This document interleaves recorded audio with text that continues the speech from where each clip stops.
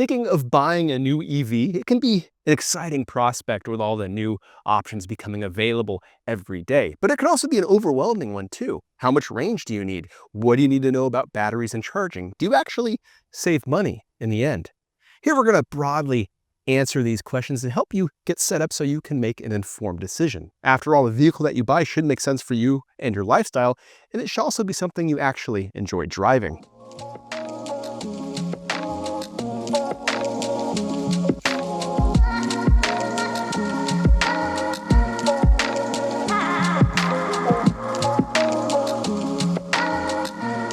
Before even looking at an EV, you should think about where you're going to plug it in. Ideally, you'll have a charger at home so you can leave every morning with plenty of range. Or maybe there's a charger where you work. But what you don't want to do is rely solely on public charging stations. They can be frustrating sometimes because they're crowded or because they don't work as advertised, but they're also expensive, sometimes reducing or in some cases even eliminating any cost benefit of refueling an EV. So your first step should be getting an estimate for getting an EV charger at home. For most people, this will mean hiring an electrician to come out and tell you what it would cost to do a hardwired charger like this or one of the other ones we have around here, or getting a 240-volt outlet installed nearby where you park. If you want to know more, check out our best EV chargers article. Don't fall into the trap of thinking more range is better. Range matters, but only up to a point, and that's about the distance you drive in a day or in between charges, plus a bit of margin left over for safety. If you live in an area with extreme weather, add a little bit more margin too, and check out the testing articles on our site that explain what happens to an EV in extreme heat and cold. How much do you drive in a day? It's easy to find out. Reset your trip meter in your car and drive as you normally do for a week. After that, divide what the trip recorded by the number of days that you drove. That's a decent ballpark. If you don't want to do all that math, consider that most people probably don't need more than 200 to 250 miles of range, maybe even less if you've got a gas or hybrid second vehicle at home that you can use for longer drives. And if you do find that you regularly need 300, 400 miles or more between charges, an EV probably isn't the best choice for you. Why is that? Well, a battery is the most expensive part of an EV, and the more range you want, the more battery you have to buy. And if you don't use that excess range regularly, you end up paying for a battery that you aren't really using. Check out the articles on our site for more information about battery capacity and what you should expect. What can you expect from the EV driving experience? Well, silence generally, because you don't have an engine to make a bunch of noise. You'll hear some tire noise, you might hear some more road noise, but the overall driving experience is generally quiet. Some automakers add fake sounds to make the driving experience more exciting. It can be a little silly and fun, especially as you play with the different options.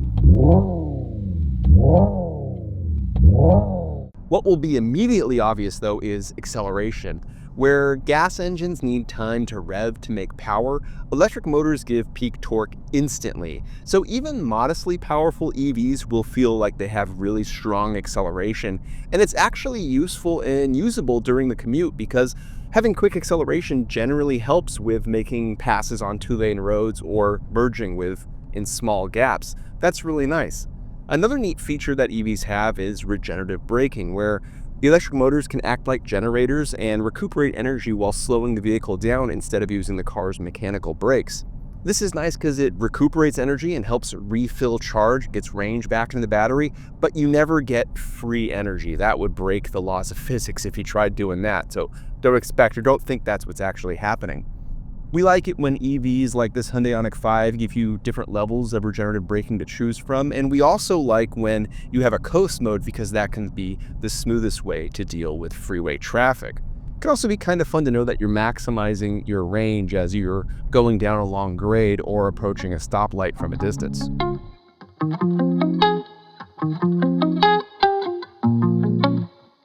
Public charging stations get a ton of attention, but think of them as being used best for long-distance drives.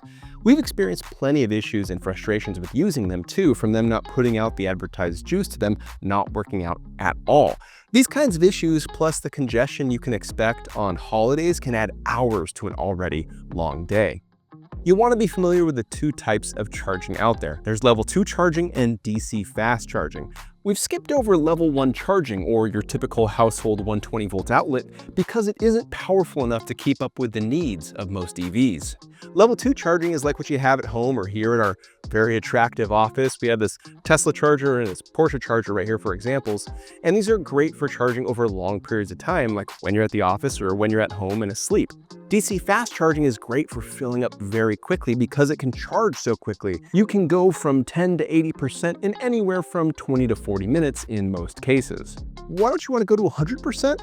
Well, because charging a battery doesn't happen linearly, and things really slow down as you begin to approach full. Think of it like pouring water into a cup. You can start out pouring really speedily, but as you approach full, you have to taper off until you're almost at a dribble to make sure it's full and not overflowing. Here at Car and Driver, we measure a 10 to 90% charge for every EV we test, so you can get an idea of what that looks like for every EV out there. Lastly, how do you find a charging station on a long-distance drive? Well, most new EVs have route planning built into their navigation that accounts for charging, what the fastest speed is and how long you'll need to be there. Some do this brilliantly, like Tesla, where others can be a bit lacking, and in those cases you'll want to use a third-party app on your phone, such as a Better Route Planner, to name one. You also want to do some additional pre-planning before you start your drive, not only to find the most advantageous chargers so you get the most speed that your vehicle can accept, but you'll also want to find hotels that have chargers so you can charge while you sleep. Again, this is only for long distance driving, but we point out because it can be a little bit more complicated than it is with a gas or hybrid vehicle. Something to think about. Are electric vehicles cheaper to own than gas cars? Well, the answer is, unfortunately, it depends. As of the time of this recording, electric vehicles generally cost more than their internal combustion engine counterparts, but they have lower maintenance costs and obviously don't use gas. While electricity generally costs less than gas, costs vary wildly across the US, so you have to take where you live into consideration. We did the math over a 3-year period using national averages for similarly equipped versions of the Hyundai Kona and Kona Electric, as well as a Ford F-150 and F-150 Lightning. You can read the article for all the details, but the short version is that the electric F-150 was roughly $2,600 less expensive over 3 years, but the Kona EV was about $2,000 more expensive. But wait, it gets more complicated because there are federal, state, and sometimes local incentives that can dramatically alter the math. If you apply the $7,500 federal tax credit, for example, to both of those EVs, they become significantly cheaper to own. Problem is that federal tax credit is set to expire in 2025. In the end, you have to take into account the vehicle you're looking at buying, where you live, and your own personal financial situation into account in order to maximize your dollar.